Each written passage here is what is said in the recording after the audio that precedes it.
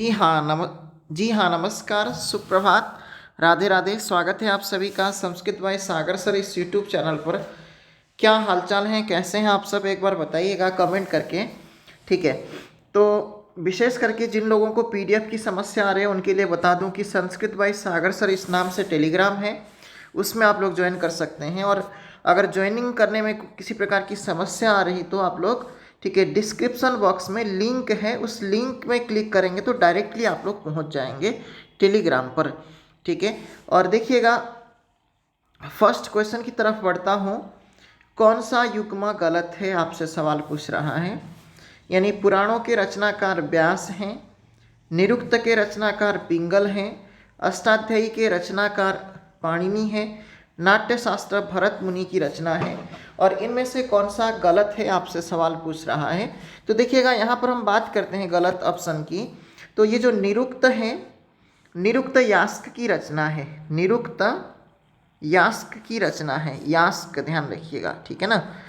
ठीक, और इसी तरह से पिंगल की बात करें तो पिंगल जो है छंद सूत्र के कर्ता हैं, किसके, छंद सूत्र के कर्ता हैं, ध्यान रखिएगा इस बात को। ठीक है, निरुक्त यास्क, निरुक्त के कर्ता यास्क हैं, छंद सूत्र के कर्ता पिंगल हैं। इन दोनों में थोड़ा सा, क्योंकि ये आपको ध्यान रखना है, वेदांग 6 हैं।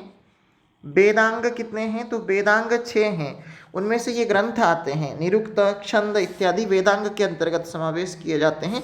ये दोनों बहुत ही महत्वपूर्ण होने के कारण से यहाँ पर इसको रखा गया है। आगे बढ़ते हैं अगले सवाल की तरफ, नेक्स्ट क्वेश्चन की तरफ बढ़ते हैं। निम्नलिखित में से कौन सी रचना श्री हर्ष की नहीं है। ध्यान रखिएगा, दो रचनाकार हैं हर्ष के नाम से, एक तो श्री हर्ष हैं, दूसरे हैं हर्षवर्धन, हर्षवर्धन। ये दोनों अलग अलग कवि हैं संस्कृत के परिप्रेक्ष्य में, आप इनमें कंफ्यूज नहीं होंगे। हर्षवर्धन जो है ना, इन्हीं के यहाँ बाणभट्ट जो हैं, बाणभट्ट, ठीक है, राज्याश्रित कवि थे। ठीक है, हर्षवर्धन के राज्याश्रित कवि बाणभट्ट थे, इसको ध्यान रखिएगा। और ये जो श्री हर्ष की बात करें तो इन्होंने देखिएगा अर्णव वर्णन, छिंद प्रशस्ति और नवसाहसांक चरित चंपू, और साथ साथ में ध्यान रखिएगा एक और रचना जो कि यानी नैषधीय चरितम, ठीक है ना, नैषधीय चरितम, ये रचनाएं बहुत फेमस हैं इनकी, ठीक है ना। तो ये सभी रचनाएं श्री हर्ष की हैं। शिशुपाल वध जो है वो माघ की रचना है, तो इसलिए आपका आंसर क्या होगा, यहाँ पर ए इसका राइट आंसर हो जाएगा। नेक्स्ट सवाल की तरफ बढ़ते हैं। मुद्रा राक्षस किसकी नाट्य कृति है। कालिदास, भारवी, भवभूति, विशाख दत्त। कालिदास की 7 रचनाएं हैं, जिसमें से देखिएगा 2 महाकाव्य हैं, 2 खंड काव्य हैं, 3 नाटक हैं, ठीक है ना। भारवी की एकमात्र रचना है, भवभूति की 3 रचनाएं हैं, विशाख दत्त की भी एकमात्र यानी जो कृति है यहाँ पर मुद्रा राक्षस है, और देवी चंद्रगुप्तम भी है इनकी रचना, ठीक है, लेकिन वो इतना फेमस नहीं है जितना ये मुद्रा राक्षस फेमस है। डी इसका राइट आंसर हो जाएगा। नेक्स्ट सवाल की तरफ बढ़ते हैं। कहा कि इनमें से कौन सी रचना महाकाव्य नहीं है। देखिएगा, काव्य की विधाओं की दृष्टि से भी आप लोगों को रचनाएं देखनी होती हैं, ठीक है। अब शिशुपाल वध और कुमार संभव और किरात अर्जुन, ये तीनों क्या हैं, ये महाकाव्य हैं, ठीक है। और लेकिन ये जो प्रसन्न राघव हैं ये नाटक है, ठीक है ना, ये क्या है, नाटक है, ध्यान रखिएगा इस बात को। तो इसलिए आपका आंसर क्या हो जाएगा, ए। और प्रसन्न राघव के कर्ता कौन हैं, तो जयदेव हैं, ध्यान रखिएगा, जयदेव इसके कर्ता हैं। शिशुपाल वध के रचयिता माघ हैं, कुमार संभव कालिदास की रचना है, और किरात अर्जुनम भारवी की रचना है, ये आप सब जानते हैं अच्छे से। नेक्स्ट सवाल की तरफ बढ़ते हैं। स्वप्न वासव दत्तम नाटक के लेखक का नाम बताइए। स्वप्न वासव दत्तम के लेखक कौन है, आपसे पूछा जा रहा है। तो स्वप्न वासव दत्तम की बात करें तो ये भास की बहुत प्रसिद्ध रचना है। भास के कुल 13 नाटक हैं, ठीक है, 13 नाटक हैं, उसमें से स्वप्न वासव दत्तम बहुत प्रसिद्ध नाटक है। 6 अंकों का यह नाटक है। उदयन और वासव दत्ता यहाँ पर इसके नायक नायिका हैं, वासव दत्ता इसके नायक नायिका हैं, ध्यान रखिएगा इस बात को, ठीक है। और स्वप्नांक यानी इसके जो 5वां अंक है ना, इसको हम स्वप्नांक के नाम से जानते हैं, ये भी आप लोगों को ध्यान में रखना होगा, ठीक है। नेक्स्ट सवाल की तरफ बढ़ते हैं, अगले सवाल की तरफ बढ़ते हैं। निम्नलिखित में से किस रचना का संबंध हर्षवर्धन से नहीं है। हर्षवर्धन की रचना निम्नलिखित में से कौन सी नहीं है? रत्नावली, प्रियदर्शिका, नागानंदम ये सभी रचनाएं हर्षवर्धन की है, लेकिन पंचतंत्रम जो रचना है ये विष्णु शर्मा की रचना है, विष्णु शर्मा की रचना है, ध्यान रखिएगा। यहाँ जितनी भी रचनाएं आपको करा रहा हूँ ये सभी रचनाएं बहुत महत्वपूर्ण हैं और क्वेश्चंस को थोड़ा सा डिस्क्रिप्टिव यानी विश्लेषणात्मक शैली से आप लोग देखेंगे तो यहाँ पर ये जो 25 प्रश्नों में आपको 100 से अधिक यहाँ पर आपको क्या मिलेंगे, रचनाएं आपको मिलेंगे और इससे बाहर कोई भी क्वेश्चन नहीं जाएगा। यूपी टेट के लिए स्पेशल अगर मैं कहूँ तो ठीक है, और सुपर टेट के लिए भी ये वीडियो बहुत उपयोगी होगी, ठीक है, तो ये ध्यान रखेंगे। नेक्स्ट देखिएगा, भास की रचना है विक्रमोर्वशीयम, मृच्छकटिकम, रत्नावली, प्रतिमा नाटकम। विक्रमोर्वशीयम कालिदास की रचना है, मृच्छकटिकम शूद्रक की रचना है और रत्नावली किसकी थी? तो अभी आपको बताया कि हर्षवर्धन की रचना है रत्नावली, और प्रतिमा नाटकम ये भास की कृति है, तो इसलिए आपका आंसर डी हो जाएगा। नेक्स्ट सवाल की तरफ बढ़ते हैं। कालिदास की रचना को दूत काव्य माना जाता है, यानी कालिदास की किस रचना को हम दूत काव्य कहते हैं? अभिज्ञान शाकुंतलम ये सर्वश्रेष्ठ नाटक माना जाता है, संस्कृत का सर्वश्रेष्ठ नाटक माना जाता है, ध्यान रखिएगा। इसमें 7 अंक हैं और यहाँ पर हम इसकी बात करें तो ठीक है, दुष्यंत और शकुंतला की प्रणय कथा को यहाँ पर दिया है, ठीक है, शकुंतला की प्रणय कथा को दिया है। विक्रमोर्वशीयम विक्रम और उर्वशी की प्रणय कथा को दर्शाता है। मेघदूतम ये यहाँ पर दूत काव्य के रूप में हम देखते हैं, और मालविका और अग्निमित्र की प्रणय कथा को यहाँ पर दर्शाया गया है। और मेघदूत यहाँ पर इसको गीति काव्य भी कहा जाता है, इसको भी ध्यान रखिएगा। बाकी तीनों की तीनों ये जो रचनाएं हैं ये नाटक हैं, और यहाँ जो मेघदूत है ये गीति काव्य है, इसको हम खंड काव्य के तौर पर भी देखते हैं, तो सी इसका राइट आंसर हो जाएगा। नेक्स्ट सवाल की तरफ बढ़ते हैं। अगले सवाल को देखिएगा, निम्नलिखित में से कौन सी रचना बाणभट्ट की नहीं है? आपसे पूछा जा रहा है बाणभट्ट की रचनाएं कौन सी नहीं है? हर्षचरितम, कादंबरी, चंडी शतकम, हितोपदेश। तो ये जो हितोपदेश है नारायण पंडित की रचना है, नारायण पंडित की रचना है, तो इसलिए ध्यान रखेंगे ये तीनों ही रचनाएं किसकी होंगी? बाणभट्ट की रचनाएं होंगी। ये परीक्षा की दृष्टि से बहुत महत्वपूर्ण कवि हैं। निम्नलिखित में से कौन सी रचना लघुत्रयी में नहीं आती है? रघुवंशम, कुमार संभवम, मेघदूतम और ऋतु संहारम। ऋतु संहार को हम लघुत्रयी में नहीं रखते हैं, बाकी रघुवंशम, कुमार संभव और मेघदूतम इन तीनों को हम किस में रखते हैं? लघुत्रयी में रखते हैं। इसको अगर हम कहें तो कुमेर शब्द से हम समझ सकते हैं, ट्रिक है। कु से कुमार संभव, मे से मेघदूतम, र से रघुवंशम, ठीक है, तो ये यहाँ पर आपके लिए ट्रिक है, डी इसका राइट आंसर हो जाएगा। नेक्स्ट सवाल की तरफ बढ़ते हैं। बृहत्त्रयी में कौन सा महाकाव्य नहीं आता है? ठीक है, बृहत्त्रयी में किस रचना को हम नहीं रखते हैं इनमें से? तो कुमार संभव को हम बृहत्त्रयी में नहीं रखते हैं, और इसको हम कैसे याद कर सकते हैं? तो किनेश याद कर लीजिएगा। कि से किरातार्जुनीयम, ने से नैषधीय चरितम, स से शिशुपालवतम, इतना आप ध्यान रखेंगे तो ये आपका ये तैयार हो जाएगा। बृहत्त्रयी और लघुत्रयी को विशेष रूप से ध्यान रखिएगा। नेक्स्ट सवाल की तरफ बढ़ते हैं। एको रसः करुण एव किस कवि की उक्ति है? ये प्रसिद्ध स्टेटमेंट है। एकमात्र रस करुण रस है, यह किसकी उक्ति है? तो ये भवभूति की उक्ति है। भवभूति की टोटल 3 रचनाएं हैं, 3 रचनाएं हैं, ध्यान रखिएगा। और करुण रस के लिए सर्वश्रेष्ठ कवि कौन से हैं, इस प्रकार से भी सवाल पूछ सकता है। मालती माधवम बहुत प्रसिद्ध रचना है।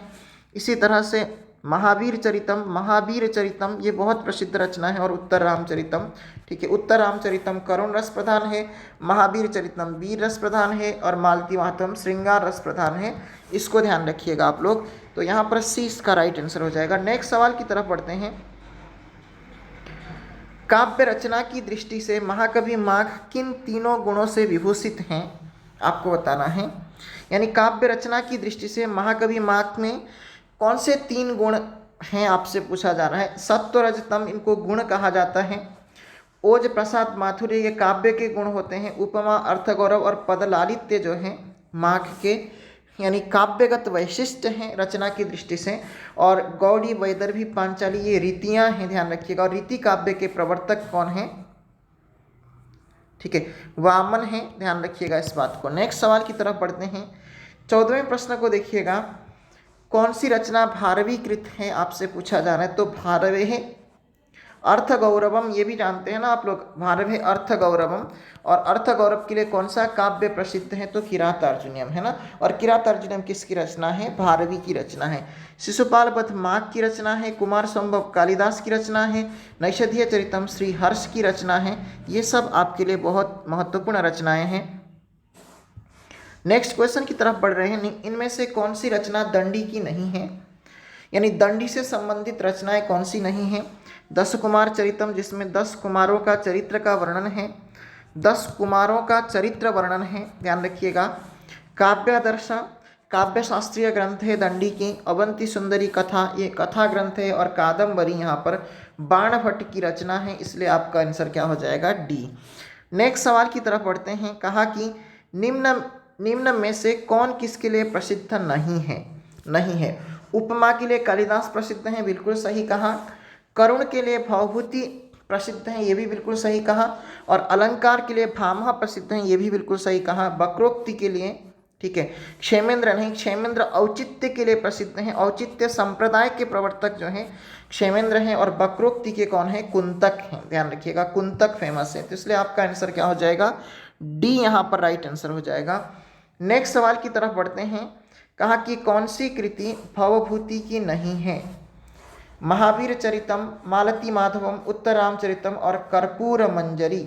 यह एक सट्टक है, ध्यान रखिएगा, सट्टक है। और ये राजशेखर की रचना है, राजशेखर की रचना है, ध्यान रखिएगा। सट्टक एक प्रकार की विधा होती है, संस्कृत में विधाएं कुछ अलग होती हैं, इसको ध्यान रखिएगा आप लोग, ठीक है। बाकी तीनों रचनाएं महावीर चरितम, मालती माधवम और उत्तरामचरितम, ये तीनों ही भवभूति की रचना है। और इनमें से जो मालती माधवम है ये प्रकरण विधा के अंतर्गत समावेश किया जाता है, और बाकी दोनों नाटक हैं। अगले सवाल की तरफ बढ़ते हैं।